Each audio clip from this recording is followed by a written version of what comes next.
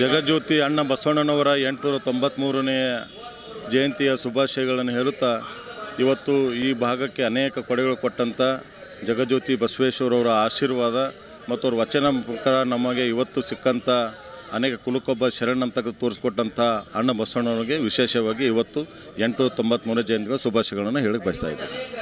ವಿಶ್ವಗುರು ಬಸವಣ್ಣನವರ ಜಯಂತಿ ನಿಮಿತ್ತವಾಗಿ ಕಲಬುರಗಿಯಲ್ಲಿ ತುಂಬ ನಿನ್ನೆ ಸಾಯಂಕಾಲದಿಂದ ಇವತ್ತು ಬೆಳಗ್ಗೆ ತುಂಬ ವಿಜೃಂಭಣೆಯಿಂದ ಒಂದು ಜಯಂತಿ ಕಾರ್ಯಕ್ರಮ ನಡೀತಿದೆ.